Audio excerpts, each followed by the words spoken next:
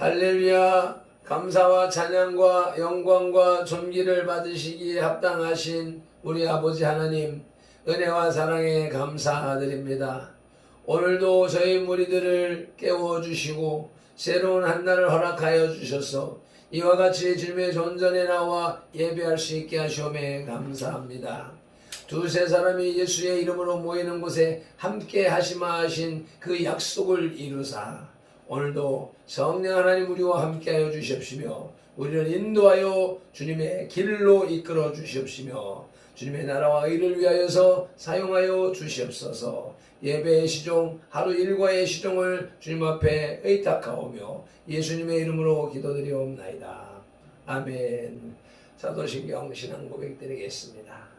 전능하사 천지를 만드신 하나님 아버지를 내가 믿사오며 그 외아들 우리 주 예수 그리스도를 믿사오니 이는 성령으로 잉태하사 동정녀 마리아에게 나시고 본디오 빌라도에게 고난을 받으사 십자가에 못 박혀 죽으시고 장사한 지 사흘 만에 죽은 자 가운데서 다시 살아나시며 하늘에 오르사 전능하신 하나님 우편에 앉아 계시다가 저리로서 산자와 죽은 자를 심판하러 오시니라.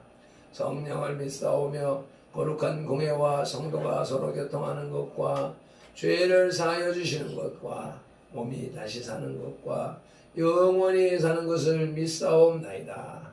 아멘. 오늘의 말씀 사도행전 7장 45절로 53절 말씀입니다. 시작. 우리 조상들이 그것을 받아 하나님이 그들 앞에서 쫓아내신 이방인의 땅을 점령할 때에 여호와와 함께 가지고 들어가서 다윗 때까지 이르니라. 다윗이 하나님 앞에서 은혜를 받아 야곱의 집을 위하여 하나님의 처소를 준비하게 하여 달라고 하더니 솔로몬이 그를 위하여 집을 지었느니라.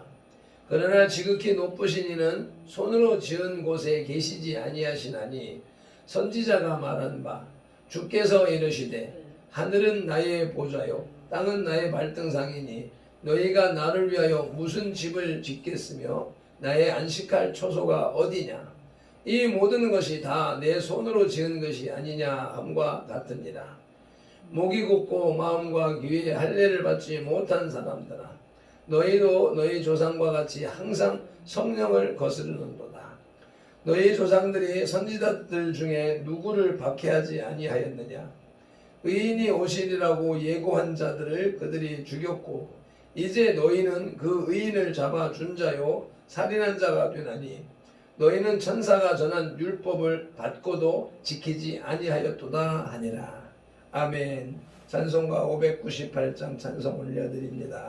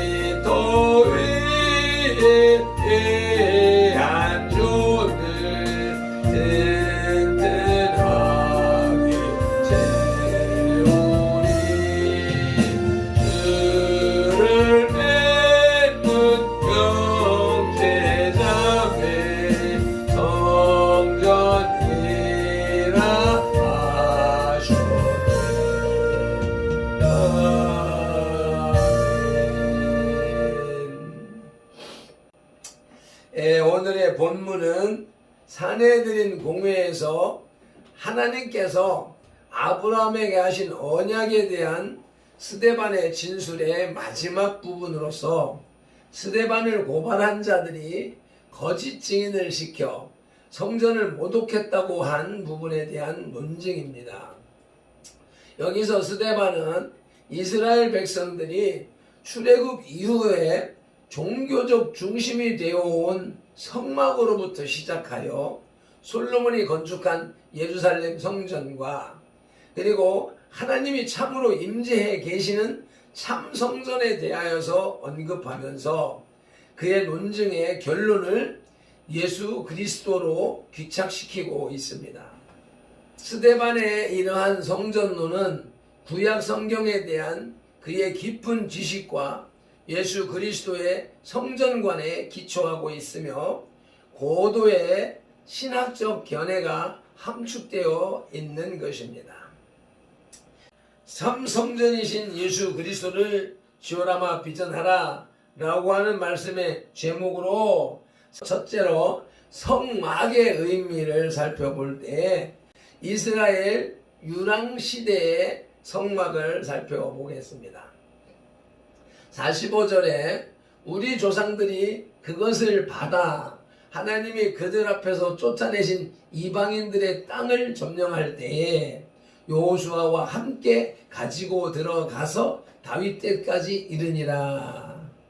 여기서 그것은 44절에 증거의 장막, 즉 성막을 가리키는 것으로서 모세가 시내산에서 하나님께서 보여주신 양식대로 식양대로 만든 것이며 광야 40년간을 거쳐서 다윗 시대까지 이스라엘 민족의 구심점 역할을 한 유랑시대에 이동하는 성전이었습니다. 성막이었습니다.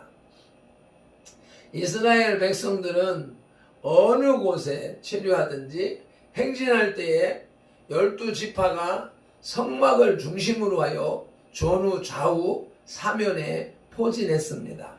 모세가 성막을 중심으로 12지파의 대형을 사면에 배치한 것은 이스라엘 민족을 하나님 중심의 백성, 즉 언약의 민족으로 만들기 위해서였습니다. 이는 아브라함 때부터의 언약의 계승이었으며 광야 40년간의 성막 중심의 생활은 노예 민족을 신앙 민족으로 개조시키는 하나님의 방법이었습니다.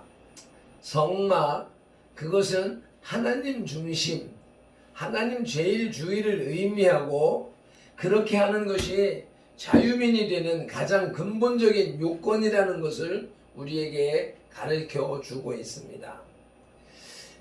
선돌의 신조에서 예수님 중심, 말씀 중심, 교회 중심의 삶을 사는 공동체라고 기록한 교회 중심이란 말이 이 이스라엘 민족의 광야 성막 중심의 삶을 표방한 것입니다.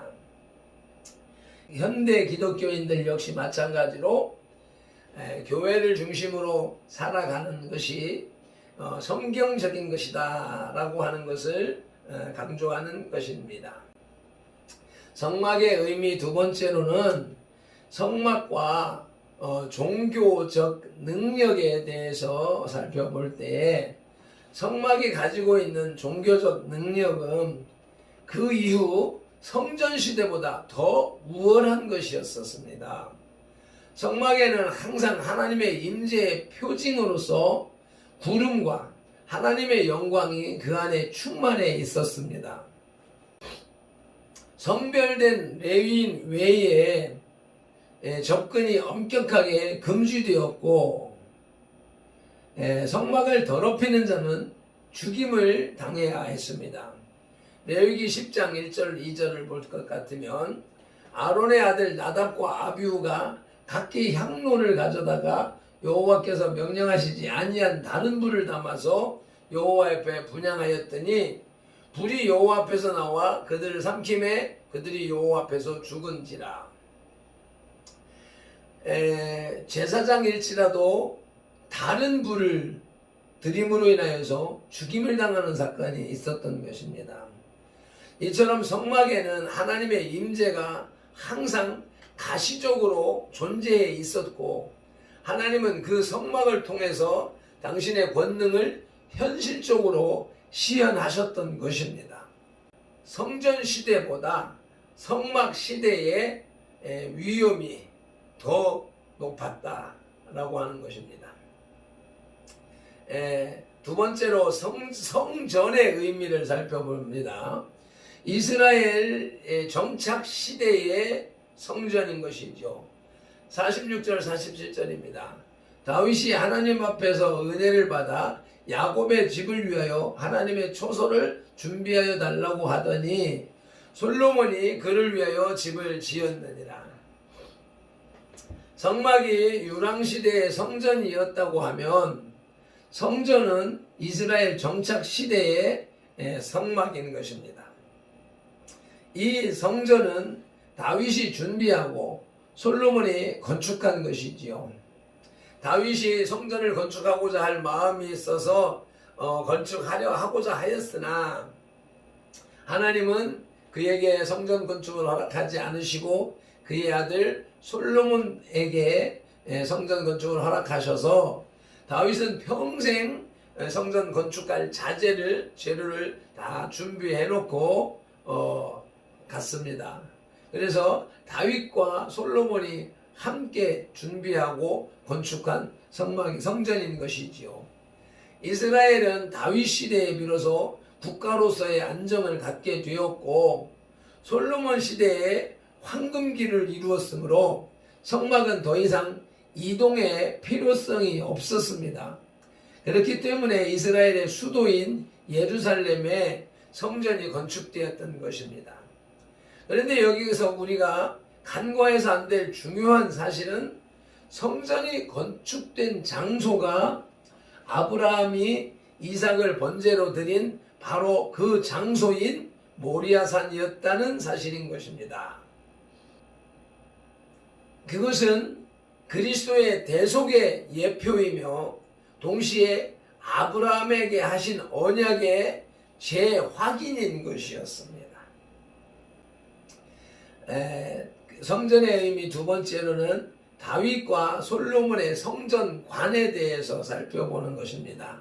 48절에 그러나 지극히 높으신 이는 손으로 지은 곳에 계시지 아니하시나니, 하나님께서 사람의 손으로 지은 성전에 계시지 않는다는 사상은 성전 건축을 준비한 다윗이나 성전을 직접 건축한 솔로몬의 사상일 뿐만 아니라 이사야도 이사야서 66장 1절에서 동일한 사상을 가지고 있었습니다.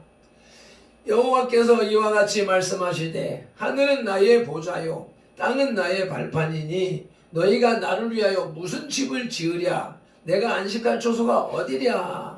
하나님은 천지를 지으신 창조주로서 하늘은 그의 보좌이시고 땅은 그의 발등상입니다. 성전은 다만 하나님의 이름이 있는 곳이었습니다.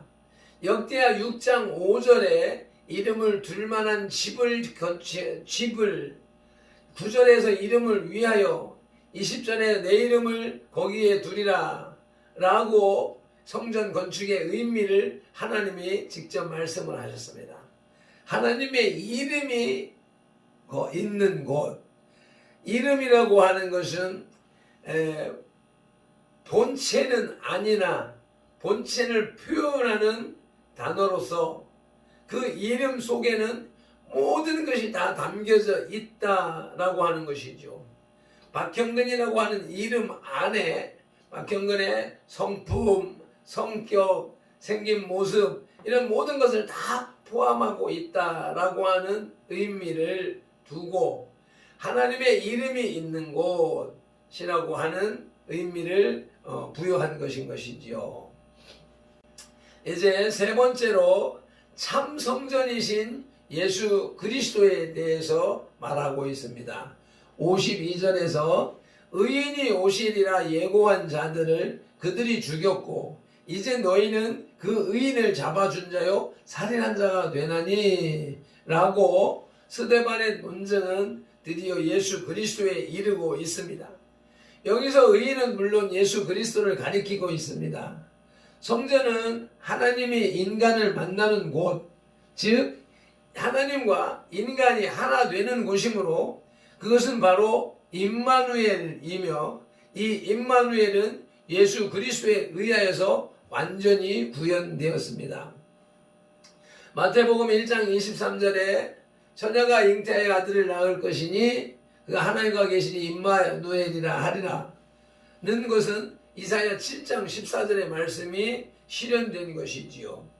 그러므로 예수님은 자신의 몸을 가리켜서 성전이라고 하셨고, 바울은 성령님을 모신 성도들의 몸이 성전이라고 고린도전서 6장 19절에서 말했고, 또 사도 요한은 계시록 21장 22절에서 주 하나님 곧 전능하신 이와 및 어린 양이 그 성전이심이라고 했습니다.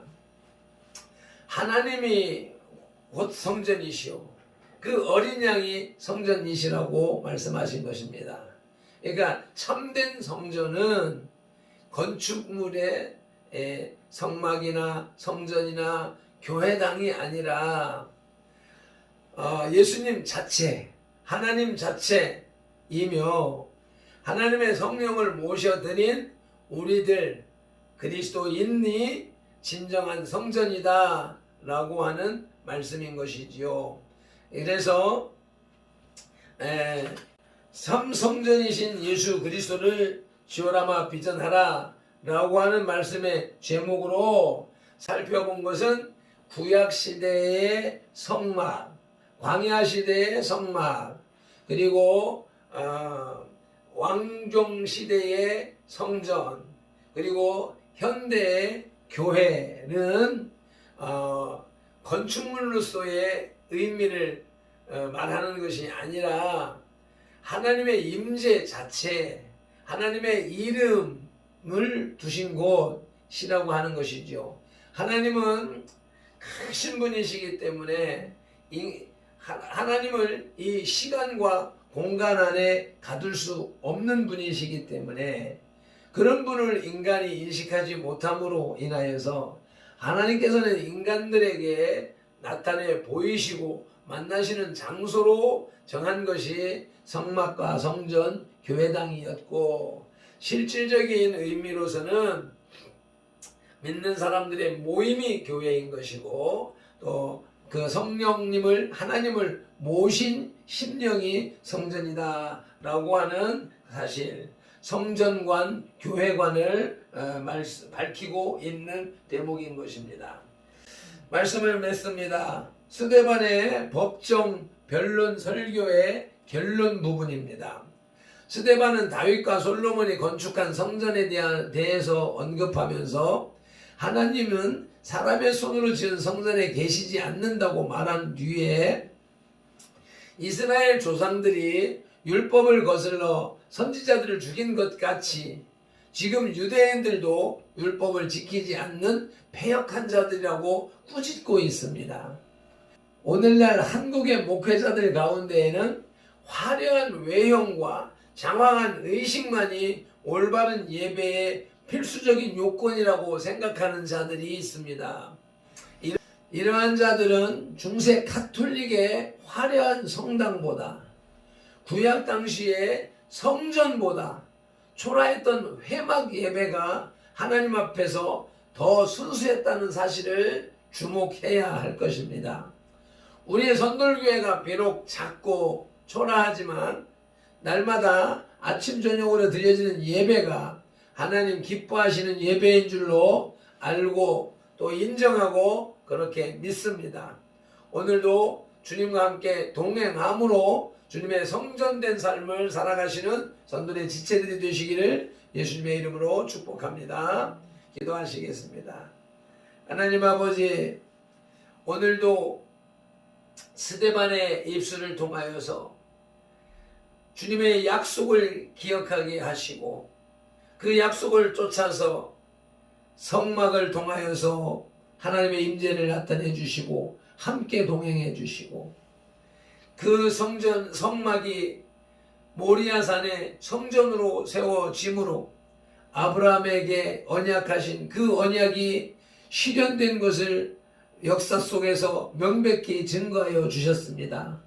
이와 같은 의미로 이 시대를 살아가는 우리들에게 약속하신 그 약속을 이루시되 이곳에 선돌교회를 세우시고 아버지 발핀돌에게 주신 약속과 비전을 이루어 가시는 하나님을 바라보며 감사와 찬양을 드립니다. 아브라함의 약속을 성취하신 주님, 다윗과 솔로몬에 통하여서 그 약속을 성취하신 주님, 이제 이 시대를 살아가는 선돌교회를 통하여서 발핀돌을 통하여서 우리 실체들을 통하여서 이 시대의 성전으로 세워지고 쓰임받는 선돌교회가 될 수 있도록 인도하여 주시옵소서. 오늘도 주의 성전으로서 온전한 삶을 살아가게 하옵소서. 주님 성령님께서 인도하여 주시어서 가능하게 할 수 있음을 믿사오니 동행하여 주시옵소서. 예수님 이름으로 기도드리옵나이다. 아멘. 찬송을 통하여서 다시 한번 말씀을 정리하시겠습니다.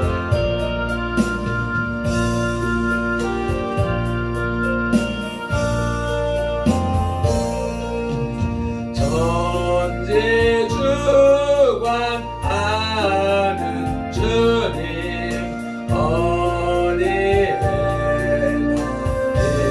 계시니 바람 소리 지은 전에 어찌 계심하라 푸른 하늘 보좌 되고 나는 주의 말씀상 우리들이 무슨 짐을 주의하여 세우라 예수